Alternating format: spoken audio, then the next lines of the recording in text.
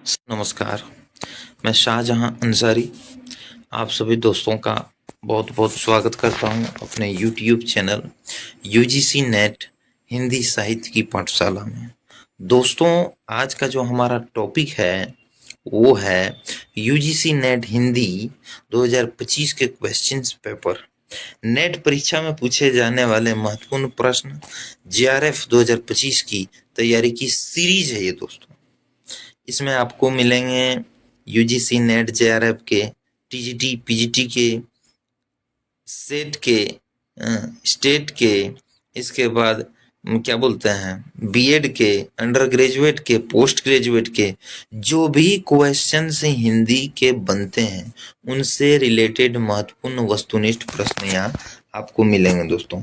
अब देखिए, मैं बताना चाहता हूँ कि इसमें सबसे पहले हम इस क्लासेज में करेंगे क्या। तो देखिए, मुख्य चर्चा बिंदु यूजीसी नेट हिंदी परीक्षा का नया पैटर्न पेपर 1 और पेपर 2, प्रश्नों के बीच की संरचना 2025 के लिए संभावित प्रश्नों की दिशा, पिछले वर्षों के प्रश्न पत्र का विश्लेषण, समय प्रबंधन और अध्ययन रणनीति, हिंदी साहित्य की यूनिट वार महत्वपूर्ण टॉपिक्स, दोहराने योग्य विषय और संभावित प्रश्न, परीक्षा से पहले अंतिम पुनरावृत्ति योजना, आत्मविश्वास बढ़ाने के तरीके, जेआरएफ प्राप्त करने की रणनीति होगी। मैं रिपीट नहीं करूंगा, आप एक बार फिर से रिपीट करके सुन लीजिएगा।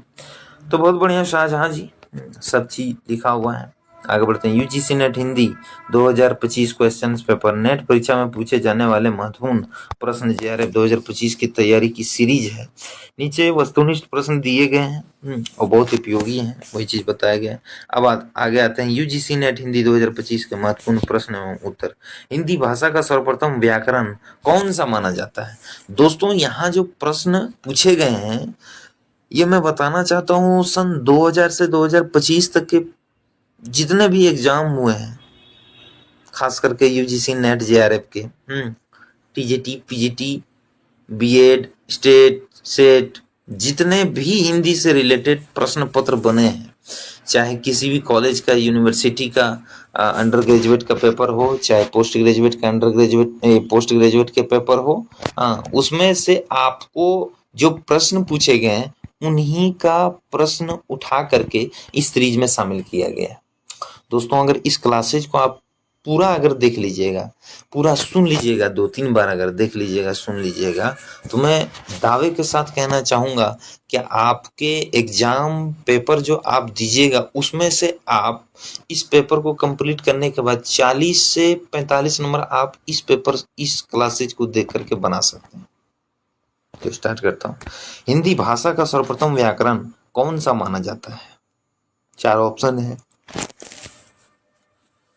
4 ऑप्शन है। देखिए क्या है आप बताइएगा, आंसर देखिए। फोर्ट विलियम्स कॉलेज का व्याकरण।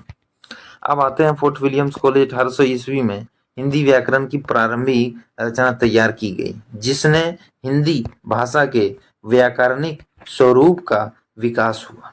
अब आते हैं रामचरितमानस का रचना काल किस शताब्दी में माना जाता है। 14वीं, 15वीं, 16वीं, 17वीं कब माना जाता है। तो देखिए 16वीं शताब्दी। गोस्वामी तुलसीदास जी ने रामचरितमानस की 1574 ईस्वी के आसपास रचना की थी। यह अवधी भाषा में रचित ग्रंथ है। कविता की काव्य संवेदना का युग है, किसने कहा। तो आप तो आंसर देख लिए। तो आधुनिक काल को कहा जाता है, किसने कहा नहीं है, किसे कहा जाता है, वो है आधुनिक काल को कहा जाता है। कविता की काव्य संवेदना का युग, आधुनिक। व्याख्या, आधुनिक हिंदी साहित्य में व्यक्ति की संवेदना, यथार्थ बोध और सामाजिक चेतना का विकास हुआ, इसलिए इसे काव्य संवेदना का युग कहा जाता है। निराला किस साहित्यिक आंदोलन से जुड़े थे। तो देखिए छायावाद से थे।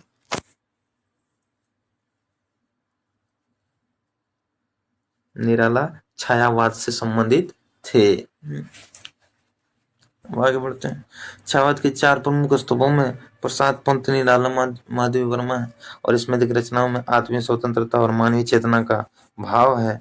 आते हैं गोदान उपन्यास का मूल विषय क्या है। धार्मिक प्रचार, किसानों की स्थिति का चित्रण, ऐतिहासिक घटना, दार्शनिक। तो देखिए किसानों की आर्थिक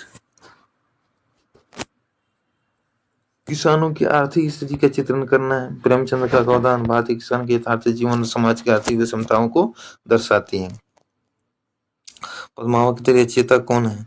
तो पद्मावत जैसी, मलिक मोहम्मद जैसी पद्मावत हिंदी साहित्य की प्रथम महाकाव्य रचना मानी जाती है। अब आते हैं राम की शक्ति पूजा कविता में निराला ने क्या प्रतीक के रूप में माना है? भक्ति की शक्ति, संघर्ष और पुरुषार्थ, ईश्वर की महिमा, जन महिमा, निराशा। उत्तर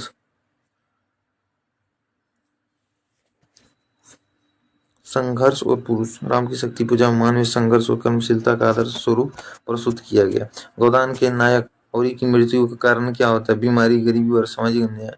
ऋण और आत्महत्या, गरीबी और सामाजिक अन्याय। प्रेमचंद जी ने गोदान में ग्रामीण जीवन के सामाजिक उपन्यास का मूल उद्देश्य क्या है? तो देखिए, किसानों की स्थिति का चित्रण, व्याख्या। प्रेमचंद का गोदान भारतीय किसान के यथार्थ जीवन और समाज की आर्थिक विषमताओं को दर्शाता है। आगे बढ़ते हैं। पद्मावत के रचयिता कौन है? तो पद्मावत के रचयिता जैसी हैं। मलिक मोहम्मद जैसी की पद्मावत हिंदी साहित्य की प्रथम महाकाव्यात्मक रचना मानी जाती है दोस्तों। अब आते हैं राम की शक्ति पूजा कविता में निराला जी ने क्या प्रतीक के रूप में प्रस्तुत किया? भक्ति की शक्ति, संघर्ष और पुरुषार्थ, ईश्वर की महिमा, जन जीवन की निराशा। संघर्ष और पुरुषार्थ। व्याख्या। राम की शक्ति पूजा में मानव संघर्ष और कर्मशीलता का आदर्श रूप प्रस्तुत किया गया है। गोदान के नायक होरी की मृत्यु का कारण क्या था? बीमारी, गरीबी और सामाजिक अन्याय, ऋण, आत्महत्या। तो देखिए, गरीबी और सामाजिक अन्याय था। प्रेमचंद में गोदान में ग्रामीण जीवन के सामाजिक और आर्थिक शोषण को केंद्र में रखा है। महाकाव्य, साकेत महाकाव्य का कथानक किस पर आधारित है? रावण, लक्ष्मण, उर्मिला, भरत, हनुमान। तो भरत पर आधारित है। मिथिलेश गुप्त का साकेत भरत के दृष्टिकोण से राम कथा का पुनर्लेखन है। कविता क्या है का प्रसिद्ध निबंध किसने लिखा? आचार्य रामचंद्र शुक्ल जी ने लिखा। तो देखिए, शुक्ल जी का यह निबंध हिंदी आलोचना में महत्वपूर्ण स्थान रखता है। इसमें उन्होंने काव्य के उद्देश्यों पर गहन से विचार किया है। मोटिवेट लाइन, हर सवाल एक मौका है खुद को बेहतर बनाने का, बस हार मत मानिए, पढ़ते रहिए, बढ़ते रहिए दोस्तों। बहुत बढ़िया। शाहजहां जी। आपके चैनल यूजीसी नेट हिंदी साहित्य पाठशाला के लिए यह रहा अगला भाग। UGC net Hindi 2025 question paper 2 कठिन एवं विश्लेषणात्मक प्रश्न यहाँ उठाए गए हैं। 11 से 20 तक थोड़े उच्च यानी हार्ड लेवल के हैं, जो यूजीसी नेट जेआरएफ 2025 परीक्षा के लिए अत्यंत उपयोगी होंगे दोस्तों। तो आगे बढ़ते हैं। यूजीसी नेट हिंदी 2025 प्रश्न पत्र भाग 2 कठिन प्रश्न पत्र सहित। भारतेंदु युग के कवियों की प्रमुख प्रवृत्ति क्या रही थी? रहस्यवाद, राष्ट्रवाद, सामाजिक चेतना, प्रकृति प्रेम, शुद्ध भक्ति। क्या रही थी? राष्ट्रवाद और सामाजिक चेतना। याद रखिएगा, सुपर मोस्ट कथन है और ये कठिन प्रश्न में से शामिल है। भारतेंदु हरिश्चंद्र के समय में हिंदी साहित्य में राष्ट्रीय जागरण, सामाजिक सुधार और नवीन चेतना का उदय हुआ, जिसे जो है राष्ट्रवाद और सामाजिक चेतना भी कहा जाता है। देखिए, वही है इधर। इसे नवजागरण काल भी कहा जाता है। साहित्य जो है समाज का दर्पण, यह कथन किसका है? आचार्य रामचंद्र शुक्ल जी का है। शुक्ल जी का यह प्रसिद्ध कथन ही कि साहित्य समाज की दशा और दिशा दोनों को प्रकट करता है। साहित्य समाज की आत्मा है। संस्कृति की 4 अध्याय ग्रंथ का मुख्य उद्देश्य क्या? भारतीय संस्कृति का विश्लेषण, वेदों की व्याख्या, पुराणों का सार, सामाजिक आंदोलन का वर्णन, भारतीय संस्कृति का विश्लेषण है। उसमें आचार्य हजारी प्रसाद द्विवेदी ने संस्कृति के 4 अध्याय में भारतीय संस्कृति के विकास, संघर्ष और एकात्मकता का सुंदर चित्र प्रस्तुत किया है। असाध्य वीणा कविता में किस प्रकार की प्रतीकात्मकता दिखाई देती है? सामाजिक संघर्ष की, कला और साधना की, राजनीतिक विचारधारा की, मानव संबंधों की। कला और साधना की 1 नंबर। असाध्य वीणा अज्ञेय की रचना है। असाध्य वीणा में सृजनशीलता, तपस्या और कलात्मकता, जीवन की गहराई को प्रतीक रूप में प्रस्तुत किया है दोस्तों। प्रयोगवाद का आरंभ किन कवियों से माना जाता है? निराला और पंत, अज्ञेय और शमशेर, महादेवी वर्मा और दीनकर, मिथिलेश गुप्त और द्विवेदी। तो अज्ञेय और शमशेर बहादुर सिंह। प्रयोगवाद ने छायावाद के आत्मभाव को आगे बढ़ाकर आधुनिक चेतना, मनोविज्ञान, बिंबात्मकता को स्थान दिया। अज्ञेय इसके प्रवर्तक माने जाते हैं। किसके? तो प्रयोगवाद के।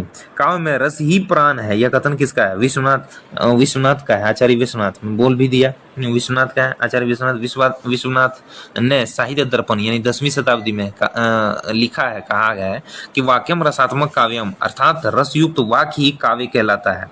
भक्ति काल की 2 प्रमुख शाखाएं कौन सी? ज्ञान मार्गी और कर्म, ज्ञान मार्गी प्रेम मार्गी, राम भक्ति और कृष्ण भक्ति, निर्गुण और सगुण। तो निर्गुण और सगुण भक्ति काल में 2 शाखाओं में बांटा गया। निर्गुण यानी कबीर, दादू, इसी में शगुन, तुलसी, सूरमीरा एक ही में। रहस्यवाद की अवधारणा हिंदी में किस काल से जुड़ी? रीतिवाद, छायावाद, आधुनिक काल, द्विवेदी युग। छायावाद में जुड़ी थी। छायावाद में आंतरिक भाव, आत्म संवेदना और रहस्यवाद चेतना का समावेश हुआ। इसे हिंदी में रहस्यवाद की प्रवृत्ति मानी जाती है। सूरदास की रचनाओं में कौन सा रस प्रमुख है? वीर रस, श्रृंगार रस, करुण रस, हास श्रृंगार है। सूरदास की रचनाओं में राधा कृष्ण के मधुर प्रेम का अत्यंत भावात्मक चित्रण है जो श्रृंगार रस पर आधारित है। काव्य क्या है? इस प्रश्न पर आचार्य हजारी प्रसाद द्विवेदी का मत क्या है कि काव्य कल्पना का खेल है, काव्य जीवन की अनुकृति है, काव्य जीवन का सौंदर्य बोध है, काव्य भावना का रूपांतरण है। सौंदर्य बोध है दोस्तों, सी नंबर आंसर है। द्विवेदी जी के अनुसार काव्य का यानी आचार्य हजारी प्रसाद द्विवेदी जी के अनुसार काव्य का उद्देश्य केवल मनोरंजन नहीं बल्कि जीवन के सौंदर्य का अनुभव कराना है। मोटिवेट लाइन, कठिन प्रश्न ही सफलता की असली सीढ़ी है। गिरिए, संभलिए लेकिन रुकिए नहीं। कितना मोस्ट लाइन है दोस्तों। आगे बढ़ते हैं। यूजीसी नेट हिंदी साहित्य पाठशाला आपके सपनों का अध्ययन केंद्र होगा। तो चैनल को सब्सक्राइब करें, लाइक करें, शेयर करें, कमेंट करो। मैं आप सभी दोस्तों के साथ हूं, शाहजहां अंसारी। घबराएं नहीं, जो भी कंटेंट है उसको आप देखिए, मटेरियल एक से एक तैयार किया गया है दोस्तों। अगर इसमें कमी रहता है, अगर का बात नहीं कमी है, तो आप मुझे सजेस्ट कर सकते हैं, मैं और इससे बेहतर क्लासेज लेकर के आने का प्रयास करूंगा दोस्तों। आप हमेशा एक चीज को फॉलो करें, एक चीज को, आपके सपनों को जरूर सकारात्मकता मिलेगी। 21 से 30 भाग तैयार, जिसमें से विश्लेषणात्मक, आलोचना, सिद्धांत और भाषा विज्ञान से संबंधित है। आगे बढ़ता हूँ। रीति काल की सबसे प्रमुख प्रवृत्ति कौन सी? नारी भावना, नारी सौंदर्य का वर्णन, राष्ट्रीय चेतना, रहस्यवाद। नारी सौंदर्य का वर्णन। रीति काल को श्रृंगार युग भी कहा जाता है। इन युग में कवियों ने नायिका, प्रेम और सौंदर्य के विविध रूपों का चित्रण किया है। आचार्य विश्वनाथ प्रसाद मिश्र ने रीति काल को किस नाम से वर्णित किया? अंधकाल, वैभव युग, अलंकार या श्रृंगार युग? तो देखिए अलंकार युग। आचार्य विश्वनाथ प्रसाद मिश्र ने वो वाक्यम रसात्मक काव्यम जो है, साहित्य दर्पण 10वीं शताब्दी में पुस्तक है वो रचनात्मक। आचार्य विश्वनाथ प्रसाद मिश्र जी ने रीति काल की प्रमुख विशेषता अलंकार प्रियता को मानते हुए इसे अलंकार युग कहा है।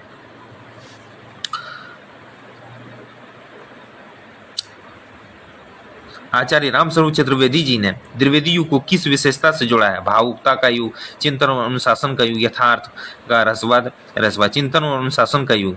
आचार्य रामस्वरूप चतुर्वेदी जी ने द्विवेदी युग को बौद्धिक अनुशासन, तर्कशीलता और विचारधारा का युग कहा है। आचार्य रामचंद्र शुक्ल जी के अनुसार रीतिकालीन काव्य की सबसे बड़ी त्रुटि क्या है? भाषा की जटिलता, जीवन की अनुपस्थिति, भक्ति की कमी, शिल्प की अशुद्धता, जीवन की अनुपस्थिति। व्याख्या। आचार्य रामचंद्र शुक्ल जी के अनुसार रीतिकालीन कविता में जीवन की सजीवता और समाज के यथार्थ का चित्रण मिलता है। डॉक्टर नगेंद्र के अनुसार आलोचना का कार्य क्या है? केवल समीक्षा करना, मूल्यांकन करना, सृजन या निंदा या पाठ विश्लेषण? तो देखिए मूल्यांकन और सृजन करना। डॉक्टर नगेंद्र का मानना था कि आलोचना केवल विश्लेषण नहीं बल्कि मूल्य निर्धारण और सृजनात्मकता प्रक्रिया है। आप तभी किसी को एक उदाहरण देकर के समझा सकते हैं जब आप में कुछ काबिलियत होगा। तो कहने का तात्पर्य वही है कि आलोचना केवल विश्लेषण नहीं बल्कि मूल्य निर्धारण और सृजनात्मकता प्रक्रिया है। डॉक्टर बच्चन सिंह ने हिंदी आलोचना के किस पक्ष पर विशेष बल दिया है? सामाजिक यथार्थवाद, प्रतीकवाद, संरचनावाद, मनोविश्लेषणात्मक दृष्टि। सामाजिक यथार्थवाद। डॉक्टर बच्चन सिंह ने आलोचना में सामाजिक यथार्थ और वर्गीय चेतना पर बल दिया है। वे प्रगतिवादी दृष्टि के समर्थक रहे दोस्तों। याद रखिएगा, कोई भी मटेरियल जैसा भी हो, जो भी हो, कंटेंट बहुत सुपर है। इसको आप 1-2 बार नहीं 4-5 बार सुनिए। ऑडियो ये करके सुनिए, कम क्वालिटी करके, इसके बाद आप लिखिएगा। आपको बहुत सारे क्वेश्चंस यहाँ तैयार मिलेंगे। काव्य में अर्थ, भाव और रस का संबंध सर्वप्रथम किसने स्पष्ट किया? भाम विश्वनाथ, आनंद वर्धन, मम्मट। किसने? आनंद वर्धन ने। आनंद वर्धन। ध्वनिया लोग, आनंद वर्धन, 13वीं शताब्दी। अर्थ, भाव, रस के पारस्परिक संबंध को विस्तार से समझाया और ध्वनि सिद्धांत का प्रतिपादन किया। भाषा विचार के क्षेत्र में डॉक्टर नगेंद्र का क्या योगदान? हिंदी व्याकरण की सरलता, भाषा के सांस्कृतिक आयाम, ध्वनि विज्ञान, भाषिक प्रयोगवाद। भाषा के सांस्कृतिक आयाम रहे। डॉक्टर नगेंद्र ने भाषा को केवल अभिव्यक्ति का माध्यम नहीं बल्कि संस्कृति और समाज के विकास का साधन माना। दोस्तों मैं बताना चाहता हूं आप सभी दोस्तों को, मैं चाहूं तो मान लीजिए जैसे ये 4 ऑब्जेक्टिव रहते हैं तो मैं डायरेक्ट आंसर दे करके निकल सकता हूं, लेकिन ऐसी बात नहीं है। मान लीजिए जो भी आंसर है भाषा की, देखिए भाषा के सांस्कृतिक आयाम, तो मैं चाहता हूं कि उसके बारे में मैं आप सभी दोस्तों को डेफिनेशन दूं। यही है व्याख्या। डेफिनेशन देने का मतलब है कि आप उस लाइन को नहीं बल्कि इस क्वेश्चन को कंप्लीट कर लीजिएगा। कंप्लीट कर लीजिएगा। इससे क्या होगा? आपका IQ लेवल माने बढ़ेगा, आपकी याददाश्त शक्ति जो है वो बढ़ेगी, क्योंकि क्वेश्चंस यहां से यहां तक में है। और आंसर भी छिपा हुआ है। अगर मैं चाहूं तो एक बार मैं करके निकल सकता हूं, लेकिन नहीं, ऑप्शन देने के बाद उसको टिक लगाने के बाद उसकी व्याख्या दी गई, कारण कि एक क्वेश्चंस का जो टाइप है उसको आप समझ सकिएगा। आगे बढ़ता हूं शाहजहां के साथ। आप सभी दोस्तों हैं, जो भी हैं नहीं हैं, चैनल पर सब्सक्राइब करें, चैनल को लाइक करें, शेयर करें, कमेंट करें, जो भी आपकी प्रतिक्रिया है हमें जरूर दीजिए। और हाँ, क्लासेज कैसी लग रही है हमें कमेंट में जरूर बताएं। आगे बढ़ता हूं दोस्तों, द्विवेदी युग में कविता की प्रमुख प्रवृत्ति क्या रही थी? भक्ति और रहस्य, तर्कशीलता और राष्ट्र भावना, श्रृंगार और प्रेम के प्रति की कल्पना। तर्कशीलता और राष्ट्र भावना थी व्याख्या। द्विवेदी युग की कविता में राष्ट्र धरोहर, सामाजिक सुधार, नारी शिक्षा, विचारधारा के स्वर्ग प्रमुख थे। भाषा और समाज का संबंध किसने सबसे स्पष्ट रूप से व्यक्त किया? आचार्य विश्वनाथ प्रसाद मिश्र, डॉक्टर नगेंद्र, डॉक्टर बच्चन सिंह, रामस्वरूप चतुर्वेदी। आचार्य रामस्वरूप चतुर्वेदी ने भाषा को समाज का दर्पण कहा है। उन्होंने कहा कि भाषा समाज की चेतना और परिवर्तन की वाहक है। आचार्य रामस्वरूप चतुर्वेदी का वो है ना हिंदी साहित्य और संवेदना का विकास 1986 ईस्वी में पुस्तक जो है उसी में इन्होंने ये परिभाषाएं दिया है। याद रखिएगा इस बात को। मैं ये भी बता देता हूं कि कहां से किस पुस्तक की कौन सी परिभाषाएं किसके द्वारा है। याद रहे, मोटिवेट लाइन, ज्ञान सच्चा वही है जो परीक्षा में आत्मविश्वास दे, और संघर्ष वही महान जो लक्ष्य तक पहुंचा दे। संघर्ष क्या है? देखिए कि ज्ञान वही सच्चा है जो परीक्षा में आत्मविश्वास दे, और संघर्ष वही महान है जो लक्ष्य तक पहुंचा दे। याद रखिए, बहुत सुपर मोस्ट ये लाइन मैंने लिखा है यहाँ। यूजीसी नेट हिंदी साहित्य पाठशाला आपकी सफलता की साहित्यिक यात्रा है दोस्तों, और आप सभी दोस्तों मेरे साथ हैं, यानी शाहजहां के साथ। आगे बढ़ता हूँ, प्रश्न संख्या 31 से 40 तक। इसमें क्या रहेंगे? भाषा विज्ञान, आलोचना सिद्धांत, आधुनिक हिंदी, उपन्यास, कहानी संबंधित विश्लेषणात्मक कठिन प्रश्न शामिल किया गया है। आगे बढ़ता हूं, हिंदी साहित्य में स्वतंत्रता आंदोलन की चेतना की सबसे अधिक प्रभावशाली ढंग से किस युग में अभिव्यक्त किया गया? रीतिकाल, द्विवेदी काल, छायावाद, प्रयोगवाद। किस में किया गया? द्विवेदी युग में। द्विवेदी युग में राष्ट्रीयता, जागरण और समाज सुधार की भावना प्रमुख रही। आचार्य महावीर प्रसाद द्विवेदी जी ने इसे इसी दिशा दिया, व्याख्या है। अब आते हैं, कविता क्या है नामक प्रसिद्ध निबंध के लेखक कौन है? आचार्य रामचंद्र शुक्ल। इसके बारे में ऊपर में चर्चा किया गया।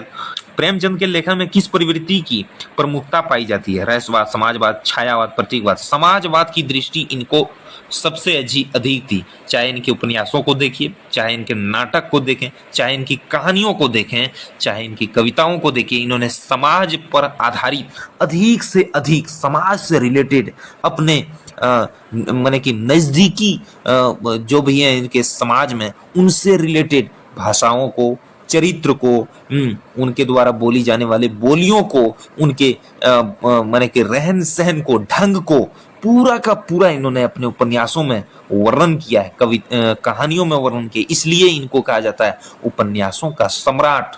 कहानी के भी सम्राट है लेकिन उपन्यासों के सम्राट। समाजवाद, प्रेमचंद की कहानियां सामाजिक यथार्थ, वर्ग संघर्ष की मान्यता की पक्षधर है। निराला की कविता का प्रमुख स्वर क्या है? भक्ति, वीर, विद्रोह, करुणा, विद्रोह है। सूर्यकांत त्रिपाठी निराला की कविता में विद्रोह, स्वाभिमान और स्वतंत्रता की तीव्र चेतना है। एक निराला की कविता है, क्या सूर्यकांत त्रिपाठी निराला। हम पंछी मुक्त गन के पिंजर बंधनों गा पाएंगे, कनक तीलियों से टकराकर पुलकित पर टूट जाएंगे, पुलकित पंख टूट जाएंगे। हम बहता जल पीने वाले मर जाएंगे भूखे प्यासे, कहीं भली है कटुकनी बोरी कनक कटोरी की मैदा से। स्वर्ण श्रृंखला के बंधन में अपनी गति उड़ान सब बोले, तरु की पुंगी पर के झूले। ऐसे थे अरबान की उड़ते नीले नभ की सीमा पाने, लाल किरण सी चौंच खोलते तारक अनार के दाने। और 4-5 लाइन। ये कक्षा 6ठी की कविता है और पहले पाठ में यानी पहले सेक्शन में ये है, पहले चैप्टर में। मुझे अभी भी याद है 6ठी कक्षा में। अब याद कीजिए 6ठी कक्षा में मैं क्या बोलूंगा, आगे बढ़ता हूँ। प्रयोगवाद की प्रमुख विशेषता क्या? अलंकारिक सौंदर्य, आत्मचेतना और नव प्रयोग, परंपरागत भक्ति, संस्कृत निष्ठ भाषा, आत्मचेतना और नव प्रयोग। प्रयोगवाद ने कविता को नवीन रूप में आधुनिक संवेदना प्रदान की। नई कहानी आंदोलन का सूत्रपात कौन माना जाता? मोहन राकेश, राजेंद्र यादव, कमलेश्वर। उपर्युक्त सभी तीनों लेखकों ने नई कहानी आंदोलन को वैचारिक और रचनात्मक आधार दिया है दोस्तों। तीसरा सप्ताह का संपादन किसने? अज्ञेय, नरेश मेहता, शमशेर बहादुर, धर्मवीर भारती। मैंने बताया है आप सभी दोस्तों को तार सप्तक का पहला जो शॉर्ट होगा आराम पीजी नेबा है। सेकंड जो है शम भवानी शंकुहरी तब न धर्म रघुवीर बड़ा। तब जो है वो एक ट्रिक है, शम भवानी शंकुहरी तब न धर्म रघुवीर बड़ा। ये दूसरा है। तीसरा वाला मैं बता दूंगा आप सभी दोस्तों को, उसमें समय के साथ वो क्रम से है दोस्तों, याद रखिएगा। अगेन है सप्तक श्रृंखला का द्वारा नवलेखों को मंच दिया। कहानी नई संवेदना ग्रंथ के लेखक कौन है? तो राजेंद्र यादव है। इस ग्रंथ में नई कहानी वैचारिक पक्ष पर विश्लेषण किया है। कविता के नए प्रतिमान की संकल्पना किस आलोचना है? डॉक्टर नगेंद्र, डॉक्टर बच्चन सिंह, आचार्य विश्वनाथ प्रसाद मीन, डॉक्टर नगेंद्र। कविता के नए प्रतिमान नामवर सिंह की रचना है। नामवर सिंह ने आधुनिक काव्य आलोचना में नए प्रतिमान की अवधारणा दी। कविता की आत्मा रस है। यह मत किसका? आचार्य रामचंद्र शुक्ल, विश्वनाथ प्रसाद मिश्र। साहित्य सत्र डॉक्टर नगेंद्र, आचार्य रामचंद्र चतुर्वेदी, विश्वनाथ प्रसाद मिश्र का है। साहित्य दर्पण में रस को काव्य की आत्मा बताया है। दोस्तों रस जो है 440 वोल्टेज देखने से जिसको हमें रस की अनुभूति मिलता, बहुत खूब है। चाहे वो कोई भी चीज हो, शराब हो, शबाब हो, चाहे कोई खाने की चीज हो, देख के हमारे मन में जो लालच पैदा होती है, तो वो लालच पैदा जो होती है वो करंट पैदा होती है। वही करंट जो है हमारे अंदर में, वही रस है। वही रस है कि रसात्मक वाक्यम काव्यम, कि रस ही काव्य की आत्मा है। कहा है अनुपम ने कि रसात्मक वाक्यम काव्यम, है ना। आगे बढ़ता हूं दोस्तों। आलोचना के आयाम पुस्तक के लेखक कौन है? Acharya Ramswaroop Chaturvedi, doctor Namvar Singh, doctor Nagendra, doctor Bachchan Singh. कौन है? आचार्य रामस्वरूप चतुर्वेदी। यह कृति हिंदी आलोचना को नए दृष्टिकोण में देखने का प्रयास किया गया है। साहित्य का समाज शास्त्र सिद्धांत किसने प्रतिपादित किया? Acharya Ramchandra Shukla, doctor Bachchan, doctor Nagendra, doctor Namvar Singh. Doctor Nagendra ने व्याख्या, डॉक्टर नगेंद्र ने साहित्य को समाज से जोड़कर देखने की दिशा दी। हिंदी साहित्य का इतिहास में भावुकता की आलोचना किसने लिखा? डॉक्टर बच्चन सिंह, आचार्य रामचंद्र शुक्ल जी, डॉक्टर नामवर सिंह, आचार्य रामस्वरूप चतुर्वेदी। किसने लिखा? ये सुपर मोस्ट है। ऐसे तो बहुत सारे प्रश्न को देखने को मिले आपको, लेकिन आप याद रखिए हिंदी साहित्य के इतिहास में भावुकता की आलोचना किसने सबसे पहले किया? तो याद रखिएगा भावुकता जो सबसे पहले मिला वो किसका मिला? तो देखिए सबसे पहले आचार्य रामचंद्र शुक्ल जी के, चला गया, आचार्य रामचंद्र शुक्ल। उन्होंने साहित्य में तर्क, समाज और यथार्थ पर बल दिया है। किस पर आधारित? तो देखिए तर्क पर बल दिया, समाज पर बल दिया और यथार्थ पर बल दिया है। आगे बढ़ता हूं दोस्तों। संवेदना से सृजन तक ग्रंथ के लेखक कौन है? डॉक्टर बच्चन सिंह। आंसर तो सीधा देख रहे हैं। इसमें काव्य के सृजन की मनोवैज्ञानिक और बौद्धिक प्रक्रिया का विवेचन किया गया। तार सप्ताह का प्रकाशन कब हुआ है? 43 ईस्वी में हुआ है। आगे बढ़ता हूं। अगेन द्वारा संपादित काव्य संग्रह आधुनिक हिंदी साहित्य, आधुनिक हिंदी कविता की नई दिशा का प्रतीक है दोस्तों। आगे बढ़ता हूं। छायावादोत्तर कविता का आरंभ किससे माना जाता है? अगेन निराला, शमशेर बहादुर सिंह, नरेश मेहता। अगेन हो जाएगा। अगेन प्रयोगवाद और नई कविता द्वारा छायावाद के परे नई संवेदना दी। कहानी में मनुष्य की वापसी किसका आंदोलन का नारा था? नई कहानी आंदोलन, प्रयोगवाद, प्रगतिवाद, अति आधुनिकता। तो एक नंबर है नई कहानी आंदोलन। नई कहानी आंदोलन में पात्रों के अंतर्मन और संवेदना को केंद्र में रखा गया है। प्रगतिवाद की नींव किस सम्मेलन से पड़ी? लखनऊ सम्मेलन 1936 में, इलाहाबाद सम्मेलन 1921, दिल्ली सम्मेलन 1940, बनारस सम्मेलन 1955। याद रखिएगा ये जो सम्मेलन है ये भी पूछे जा सकते हैं। सुपर मोस्ट याद रखिए आंसर के साथ। तो क्या है? लखनऊ 1936 में, प्रगति, है ना। तो वही है। इस सम्मेलन में प्रेमचंद ने साहित्य का उद्देश्य शीर्षक से भाषण दिया था। भूख कहानी किसकी है? भूख जो है प्रेमचंद की है। बहुत सुपर मोस्ट कहानी में गरीबी और मानवता की करुणा मार्मी चित्रण है। 20 नंबर। आधुनिक हिंदी कविता का स्वरूप किस आलोचक का ग्रंथ है? Doctor Bachchan Singh, doctor Nagendra, doctor Namvar Singh, Acharya Ramswaroop Chaturvedi. आधुनिक हिंदी कविता का स्वरूप किसका हो सकता है? ये नामवर सिंह या डॉक्टर नगेंद्र का हो सकता है। चूज कीजिए। चूज करने का तरीका आपको मालूम होना चाहिए। मैंने क्या बताया? डॉक्टर बच्चन सिंह। यह ग्रंथ आधुनिक हिंदी कविता की प्रवृत्तियों, संरचना और मूल्यांकन का गहन अध्ययन करती है। दोस्तों ऊपर प्रश्न जो हो चुके हैं, ऊपर देखिए मैं बता चुका हूं, ऊपर जो हुए आपके 40 प्लस अभी जो सेक्शन में हुए वो 20, टोटल हो गए 60 प्रश्न। 60 प्रश्न की व्याख्या के साथ इसमें चर्चा किया गया है। आगे मैं बताना चाहता हूं आप सभी दोस्तों को। आगे बढ़ता हूं। देखिए फिर से यहाँ है हिंदी साहित्य में आधुनिकता का रूप ग्रंथ के लेखक कौन? डॉक्टर नगेंद्र। यहाँ देखिए आंसर नामवर सिंह ने हिंदी साहित्य में आधुनिकता की अवधारणा का विश्लेषण दार्शनिक दृष्टि से किया। आधुनिकता और उत्तर आधुनिकता में हिंदी आलोचना का कौन सा पक्ष प्रमुख है? परंपरा की पुनर्व्याख्या। उत्तर आधुनिक दृष्टिकोण से परंपरा को नए संदर्भ में पुनः स्थापित करना। प्रेमचंद के उपन्यासों का केंद्र विषय क्या रहा? रहस्य, समाज और वर्ग संघर्ष। तो देखिए समाज और वर्ग संघर्ष। प्रेमचंद ने किसानों, मजदूरों, समाज की असमता को दूर रखा। गोदान उपन्यास के मूल तथ्य धार्मिक, वर्ग, समाज। तो देखिए ग्रामीण जीवन के यथार्थ। गोदान में प्रेमचंद ने किसान जीवन की त्रासदी को यथार्थ रूप में प्रस्तुत किया है। मैं बताना चाहता हूं आप सभी दोस्तों को कि क्वेश्चंस 1-2 रिपीट हुए हैं, लेकिन कुछ शब्दों, कुछ उसका सब्जेक्टिव ऑब्जेक्टिव बदले गए हैं। कारण कि ये जो प्रीवियस ईयर के क्वेश्चंस जो हैं उसी को इसमें मैंने लिखा है और उसी को टाइप किया हुआ। तो बताना चाहता हूं कि क्वेश्चंस एक ही है, एक ही रचना से मिलेंगे आपको, टाइप बदले हुए हैं। आगे बढ़ता हूं। प्रगतिशील लेखन संघ की स्थापना 1936 में देखिए पूछा गया था ना। 1936 में लखनऊ प्रगतिशील स्थापना। नई कविता आंदोलन का आरंभ किस वर्ष में हुआ? नई कविता 63 से 45। देखिए 50 से 55। यह काल नई कविता की चेतना के उद्भव का समय माना जाता है। इसमें अज्ञेय, धर्मवीर भारती, केदारनाथ अग्रवाल आदि प्रमुख रहे थे दोस्तों। संवेदना और बोध शब्दावली किस आलोचक से संबंधित? डॉक्टर नगेंद्र। देखिए डॉक्टर बच्चन सिंह, उन्होंने कविता में संवेदना और बुद्धि बोध के समन्वय को स्थापित किया। प्रगतिवाद और प्रयोगवाद में मूल अंतर क्या है? बहुत सुप्रमोस्ट है। प्रगतिवाद और प्रयोगवाद में क्या है? भाषा, विषय वस्तु, दृष्टिकोण, लय, दृष्टिकोण है दोनों। प्रगतिवाद और प्रयोगवाद में मूल अंतर जो है वो दृष्टिकोण का सुपर मोस्ट है, याद रखिएगा। ये एक पॉइंट दे करके पूछ सकते हैं। सुपर मोस्ट, इस चीज को याद रखिएगा, मैं बताना चाहता हूँ आप सभी दोस्तों। अब आते हैं काव्य में बिंब सिद्धांत को विस्तार से प्रतिपादित किसने किया? डॉक्टर नगेंद्र, डॉक्टर बच्चन, नामवर सिंह, आचार्य रामस्वरूप चित्र। बिंब, डॉक्टर नगेंद्र, उन्होंने बिंब को काव्य की अभिव्यक्ति का माध्यम माना। 10 संवेदना और शिल्प का समाज सामंजस्य किस युग में चरम तक पहुंचा? संवेदना और शिल्प का सामंजस्य किस युग में चरम तक पहुंचा? द्विवेदी युग, छायावाद, प्रयोगवाद, प्रगतिवाद। देखिए यहाँ छायावाद में भाव, कल्पना और शिल्प का सुंदर संतुलन मिलता है। अंधा युग नाटक का रचनाकार धर्मवीर भारती है दोस्तों। यह नाटक आधुनिक दृष्टि से महाभारत के चरित्रों का पुनर्पाठ करती है। लहना सिंह किस कहानी का पात्र है? पूसकीरा सुभाष सत्रन, उसने कहा था। चंद्र शर्मा गुलेरी की प्रसिद्ध कहानी जो प्रेम, कर्तव्य, बलिदान की कथा है। छायावादोत्तर कविता का प्रमुख कवि कौन है? शमशेर बहादुर सिंह, महादेवी वर्मा, जयशंकर प्रसाद, सुमित्रा नंदन पंत को शमशेर बहादुर, उन्होंने कविता को बौद्धिक और कलात्मक गहराई दी। अब आते हैं अंधेरे में कविता संग्रह के कवि कौन है? अज्ञेय केदारनाथ अग्रवाल, वही है अज्ञेय है। आधुनिक, यह आधुनिक मनुष्य की आत्मिक संघर्ष का प्रतीकात्मक अभिव्यक्ति है। राग दरबारी उपन्यास किस लेखक की? राग दरबारी श्रीलाल शुक्ल 68 ईस्वी में है। यह व्यंग उपन्यास ग्रामीण भारत की नौकरशाही और सामाजिक विडंबनाओं पर आधारित है। सुपर मोस्ट है। इसका विषय जो है वो हमारे यूजीसी नेट सिलेबस पर आधारित उपन्यास पर श्रृंखला पर भी है, याद रखिएगा। इसको सेव कर लीजिए, क्योंकि सेव करने से आपके माथे में वो घुस के रहेंगे। आगे बढ़ता हूँ। मेला आंचल उपन्यास किस यथार्थ से संबंधित? ग्रामीण यथार्थ, औद्योगिक, शहरी, राजनीतिक। ग्रामीण यथार्थ फणीश्वरनाथ रेणु का यह उपन्यास आंचलिक उपन्यास की परंपरा का आरंभ है। छोटे छोटे दुख कहानी किसकी है? अमरकांत, शिव प्रसाद सिंह, हरिशंकर परसाई, फणीश्वरनाथ रेणु, अमरकांत। इसमें मध्यम वर्गीय जीवन की करुणा और संवेदना का यथार्थ चित्रण है। कविता में प्रतीकवाद का सैद्धांतिक विवेचन किसने? डॉक्टर नगेंद्र, बच्चन सिंह, नामवर सिंह, आचार्य रामस्वरूप चित्र। डॉक्टर नगेंद्र ने क्या? उन्होंने प्रतीक को काव्य के सूक्ष्म अभिव्यक्ति का साधन माना।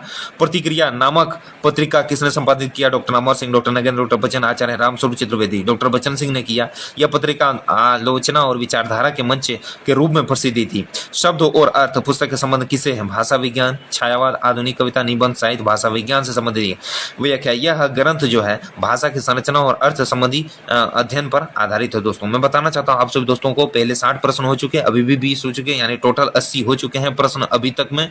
आप सभी दोस्तों को क्लासेज कैसी लग रही है वो हमें कमेंट में जरूर बताएं। और हाँ, मैं बताना चाहता हूं आप सभी दोस्तों को, मैं लाइव सेक्शन में आऊंगा और अभी जो मैं ले रहा हूं आप सभी दोस्तों के साथ, मैं हूं शाहजहां अंसारी। और जो भी चैनल पर अभी लाइव है या सुन रहे हैं, देख रहे हैं, चैनल को सब्सक्राइब करें, लाइक करें, शेयर करें, कमेंट करें और कमेंट में अपनी प्रतिक्रियाएं हमें जरूर दें।